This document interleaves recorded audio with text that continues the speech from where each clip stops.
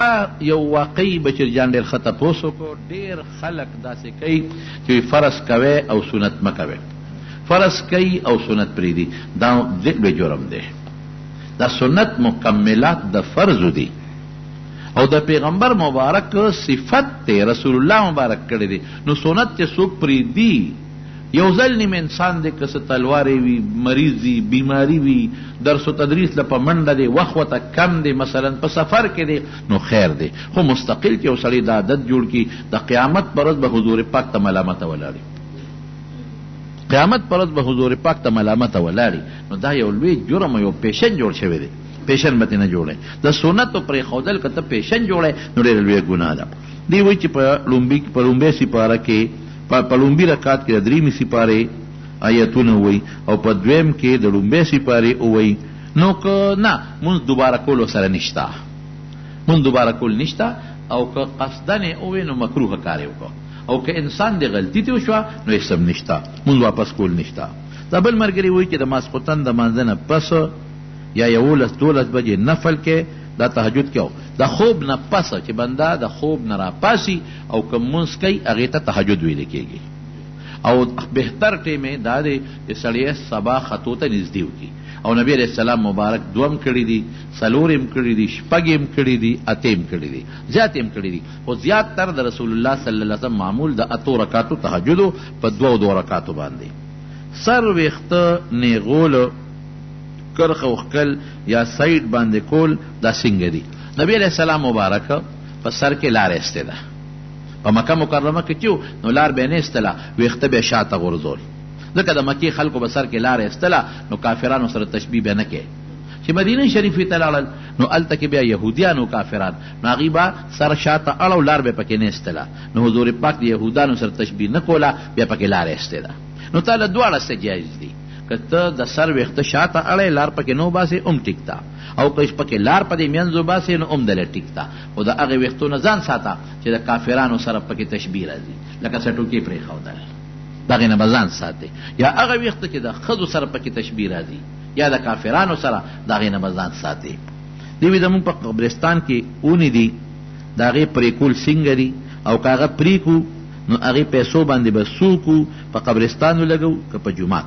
که دا قبرستان د چا ملکیتي او هغه وقف کړی وي، لکه بعضې قبرستان دی چې هغه د چا ملکیتي هغې وقف کړی وي، نو هغې کې د دې اونو چې لاول خو یې مه پرې کوه.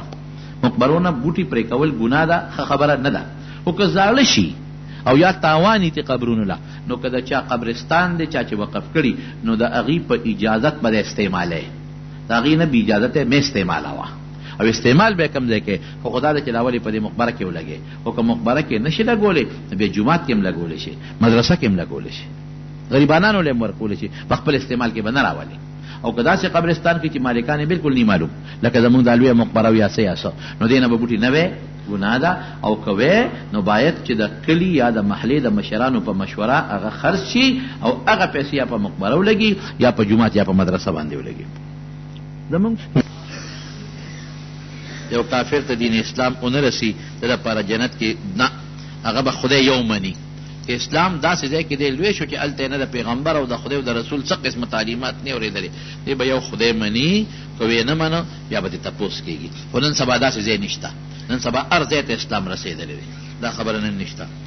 د بارګین کمیشن بالکل حلال دی، حرام پکې نشته، خو چې اصل سم کمیشن اخلي. یو لګاړې خرڅ کړي بل نه والي او ورته وایي چې 1% به ته راکړي، 1% به بل راکړي، ټیک شو خبره. او که ځان یې پکې څه ټګي کړي وي، شی یې ګران خرڅ کړي، تا ته ارزان یادوي، نو بیا ګناه ده، دغه بیا ګناه ده. مسجد کې د پیزار په ځای کې قبر وي، خیر دې مونځ پکې بیا کېږي. د چا د سر صدقه منل په خپله خوړی شي که نه، چې څوک منښته نه وکړي، منښته به نه په خپله خوري، نه به بچي خوري، دا به غریبانان خوري، مالداران به بالکل نه خوري. جماعت چې شهید کې لري کې په هغې ځای کې کور جوړوي، بالکل ګناه ده. جماعت وقف ځای دی، په دې کې کور بالکل یو قسمه تصرف په هغه ځای کې منع دی، نه پکې کور جوړولی شي او نه پکې حجره جوړولی شي، او دا بالکل ګناه ده، ناروا دی. زنانه ویښته خرڅول ګناه ده، ډېر لوی جرم دی دا، خرڅول اخیستل دواړه. د انسان د ویښتو ګران نوکونه په کومه ورځ کټ کول بهتر دي، په کومه چې ستا خوښوي. بعضې علماو د آدابو نه د زیارت ورځ لیکلې ده، خو خیر په دې کې څه مرفوع حدیث د نبی علیہ السلام نشته، خو کوشش کوو چې ورځو کې دنه د زیاتي ویښته مو واخلې او نوکونه هم واخلې. دا ښځو دپاره سر ویښته مختلف انداز کې جوړول څنګه دي؟ د ښځو هېڅ د سر جوړول نشته.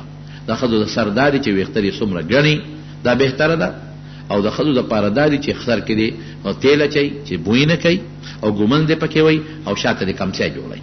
اوس ښځو له دا جایز دي که یو کمسی جوړوي، که دوه کمسی جوړوي، که لس جوړوي، چې شل جوړوي، هر څومره کمسی چې جوړوي. خو د ښځو لپاره کمسی که کمسی نشي جوړولی نو شاته ورته پونې ورته چې وسوي دا مو ته اچولی شي ښځه. خو د ښځو لپاره ویښته کټ کول یا د سړو په شان ویښته جوړول دا په شریعت کې حرام دي. کشته کې، جس کې، ریل ګاډي ټولو کې د لمونځ کېږي که نه کېږي؟ بالکل پکې کېږي. کوشش کوه چې قبلې ته دې مخ راشي، او که بالفرض داسې حالت و چې تا مونځ وکړه قبلې ته دې مخ نه شو راتلی نو بیا هم حتی الوسه کوشش وکړه چې مونځ وکړې، خو د دغې مونځ به بیا قضا کوې. که دغه وخت مړ شوی نو غاړه به دې خلاصه شي. کوشش وکړه قبلې ته دې مخ شي، په ناسته هم کولی شي، په اشارې سره هم کولی شي، دا پابندي نشته. خو مونږ ډېره هم عبادت دی پرېښودلې نه دي پکار.